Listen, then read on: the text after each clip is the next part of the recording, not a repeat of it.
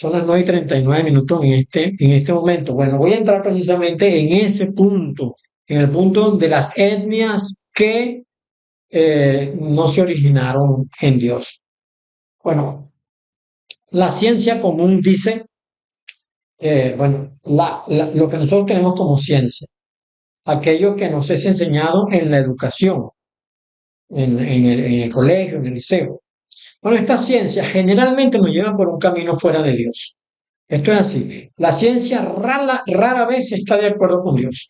Y esto, pues, parece lógico, ¿no? Porque la ciencia existe solo para negar a Dios.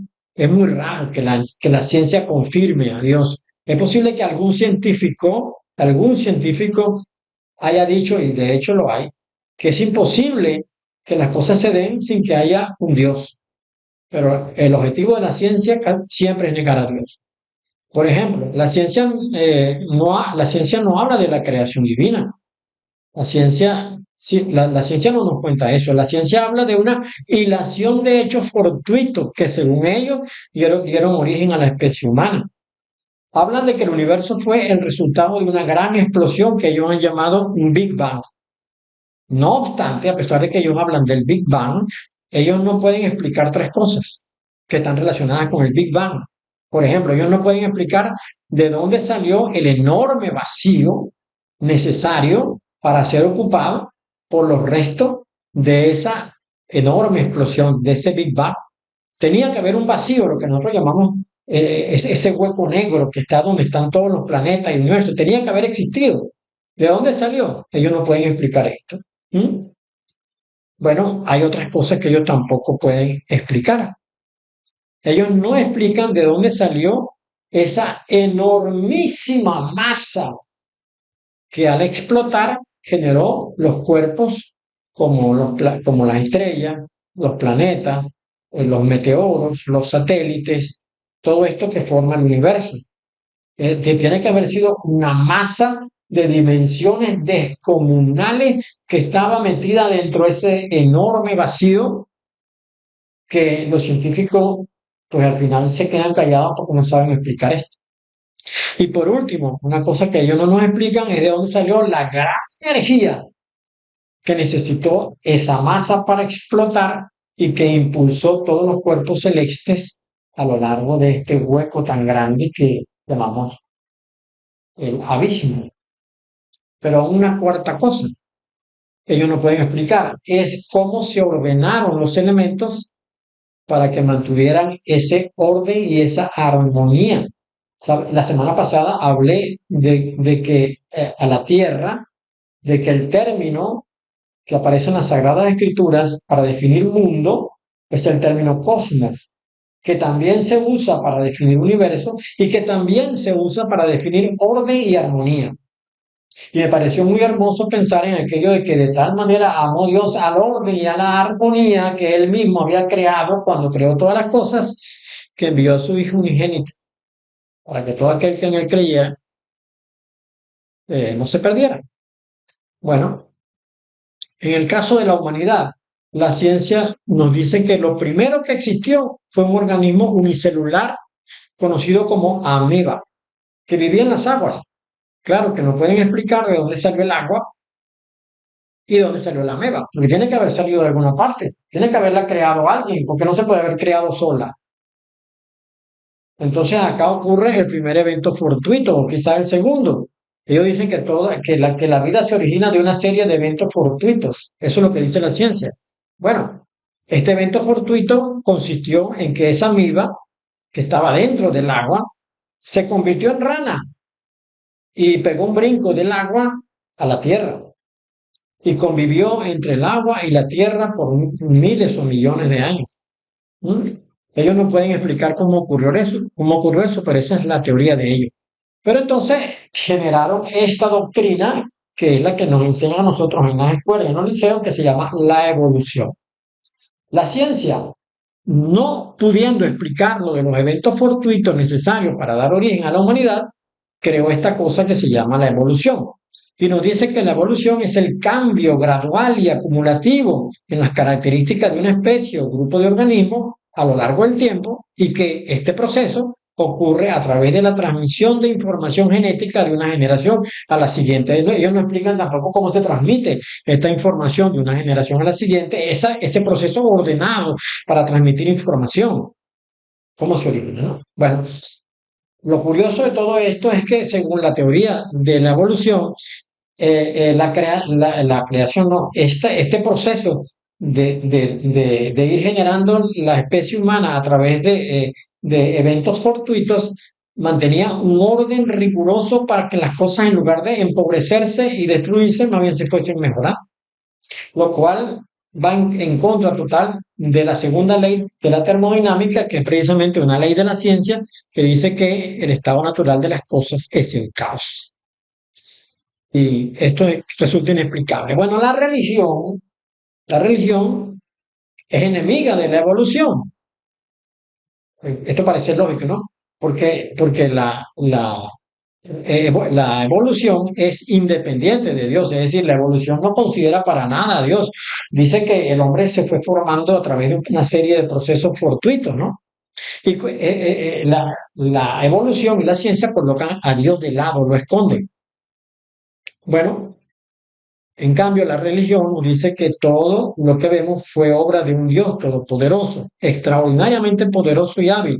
Dios creó cada cosa y de hecho los sagrados escritos no nos hablan de un Big Bang, sino de un proceso de creación que fue hecho en días, en 7 días.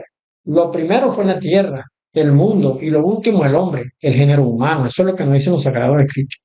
La ciencia dice que de aquella pequeña amiba se pasó a una rana, posteriormente a monos, a gorilas y luego a una especie que era medio simio, medio hombre, que fue progresando a través de los miles de años hasta llegar a una especie humana inteligente. Eso es lo que nos dice a nosotros la ciencia. Ahora, hay un punto intermedio, y ya lo voy a mencionar en qué consiste este punto intermedio. Aunque parece obligado para nosotros los cristianos, parece obligado defender la tesis de la creación, porque ciertamente las cosas fueron creadas. No obstante, hay algo que nos tiene que hacer reflexionar. Este es el punto intermedio. ¿Cuál es el punto intermedio? Ya lo voy a mencionar. Voy a mencionar primero el factor RH. El factor RH es un sistema de clasificación sanguínea que indica la presencia o ausencia de una proteína específica en la superficie de los glóbulos rojos. Esta es llamada el antígeno D. Si una persona tiene antígeno D en sus glóbulos rojos, entonces es considerado RH positivo. Si no lo tiene, es considerado RH negativo. El antígeno D, que determina el factor RH, se encuentra en los glóbulos rojos de la mayoría de los primates. Voy a repetirlo. Este mismo antígeno D que tenemos nosotros en nuestros glóbulos rojos, también lo tienen la mayoría de los primates, incluyendo monos y simios. Sin embargo, en el caso de los humanos, aproximadamente el 15% de la población no tiene este antígeno.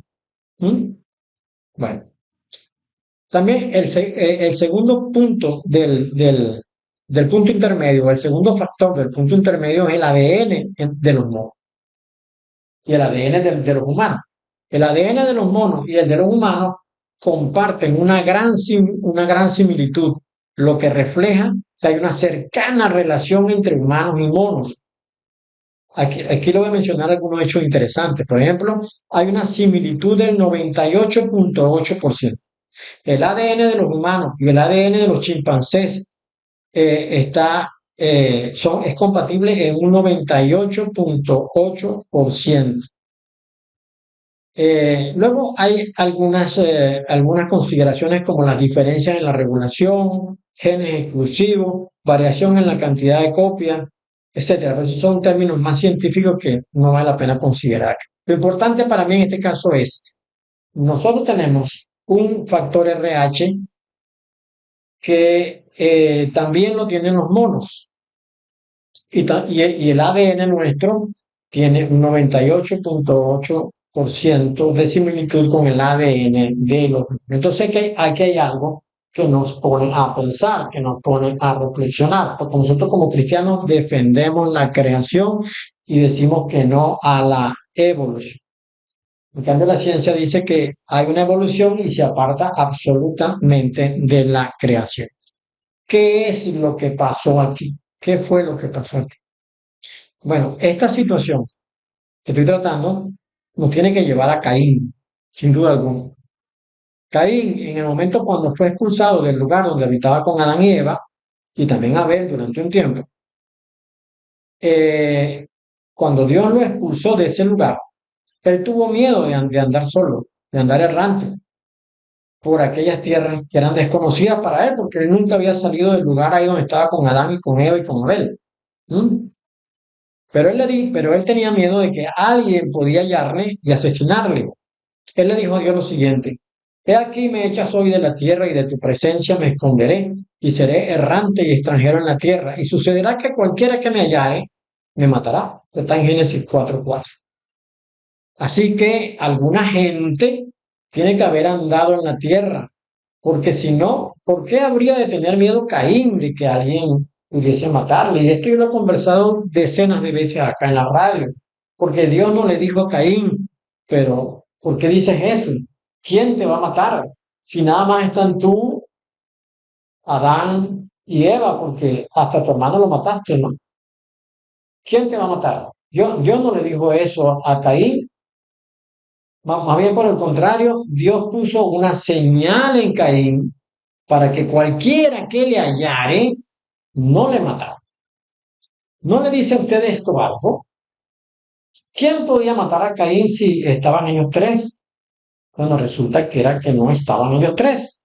Tenía que haber una sociedad sobre el mundo que Caín sabía de su existencia. Y eso tenía que habérselo contado también Adán y Eva a él. ¿Y cómo lo sabían Adán y Eva? Pues posiblemente, digo yo, esto es una especulación mía en este momento, usted puede no creerlo, pero es posible que Dios se lo hubiese notificado, que ellos lo hubiesen sabido por eso. Así que ahora voy a plantear algo. De aquí en adelante, el tiempo que me queda, voy a plantear algo. Esto es absolutamente especulativo. Esto que voy a decir ahora no está en la palabra. Usted puede no creer. Bueno, voy a hablar de los Anunnakis. Ahora, usted sí ha oído hablar de los sumerios, ¿verdad? Los sumerios es la civilización organizada más antigua de la que se tenga registro sobre la Tierra. Los sumerios toman ese nombre a partir de la llanura de Sumer o de Sinar. Es lo mismo. Sumer y Sinar. Vea el extraordinario parecido entre estos dos nombres. Aquella llanura donde Nimrod, junto con otras personas, bueno, eso de Nimrod se puede deducir porque él es el fundador de Babel. Pero en esa porción de la palabra no dice que Nimrod estaba ahí, sino que esta gente que venía del oriente quiso construir una torre en ese lugar. Bueno, se presume que los que querían construir esa torre en ese lugar eran los sumerios, ¿no? Guiados por uno que ya voy a llegar a él. En su historia natural, los sumerios aseguran haber sido creados y fundados como civilización como consecuencia de la actividad de los Anunnakis. Ponga mucho cuidado a esto. ¿Quiénes son los Anunnakis? Los Anunnakis son, según la mitología, y esto aparece en la literatura mesopotámica, especialmente en la mitología sumeria y acadia, y se les describe a ellos como unos dioses, claro, o seres divinos que vinieron del cielo. Ponga cuidado a esto, que vinieron del cielo y crearon la humanidad para servirles a ellos. Según la mitología sumeria, los Anunnakis son unos dioses que vinieron del cielo y crearon la humanidad para servirles. Bueno, según las crónicas mesopotámicas, los Anunnaki eran un grupo de dioses que gobernaban el destino de la humanidad y controlaban los elementos naturales. Se les atribuían poderes sobrenaturales y se les reverenciaban como dioses. En la mitología sumeria, los Anunnaki se mencionan como los que crearon a la humanidad a partir de la arcilla. Bueno, un señor llamado Zacarías Sitchin fue un autor e investigador estadounidense de origen ruso-judío, nacido en 1920 y fallecido en 2010. Él propuso la teoría de que los Anunnaki eran seres extraterrestres que visitaron la Tierra y crearon a la humanidad mediante ingeniería genética a partir de simios. Vea usted esto, ingeniería genética a partir de simios. Nosotros sabemos que los seres extraterrestres, como civilizaciones foráneas en otros planetas, en otros mundos, eso no existe, eso no existe. Pero para este señor Sitchin sí existen y él dice que ellos, estos extraterrestres, trabajaron genéticamente a los monos para crear una humanidad.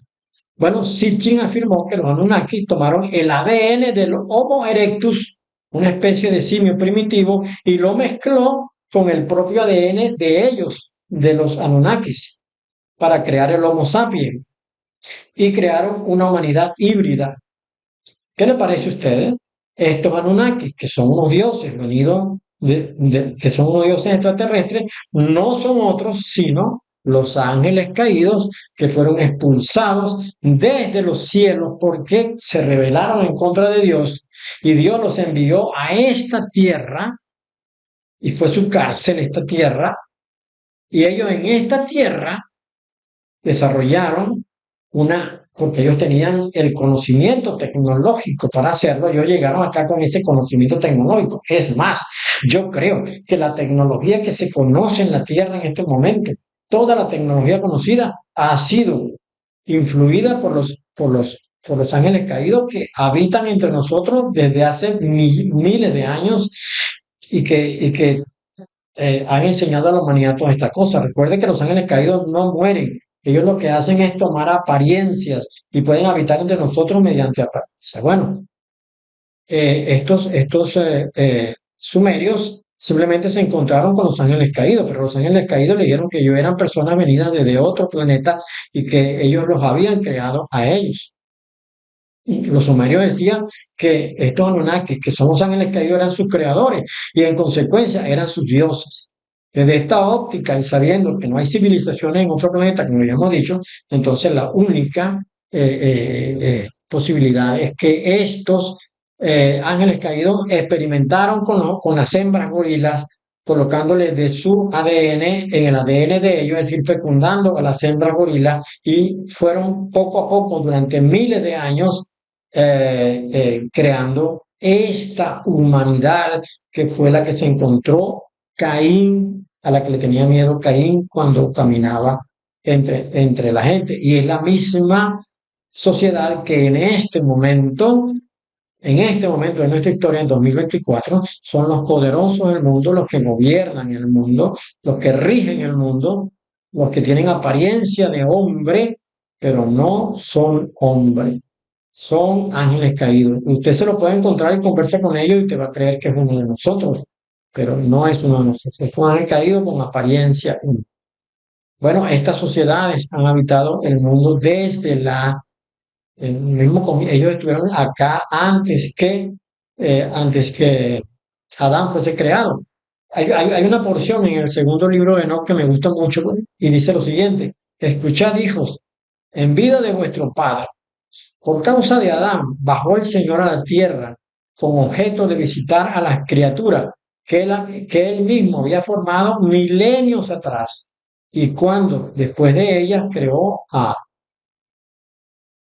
Así es, pues, lo que nosotros estamos entonces viviendo en este momento es eso. Ahora, el punto acá es que de esas generaciones que se originaron fuera de Dios, se unieron con la generación de Dios y tuvieron descendencia, tuvieron hijos.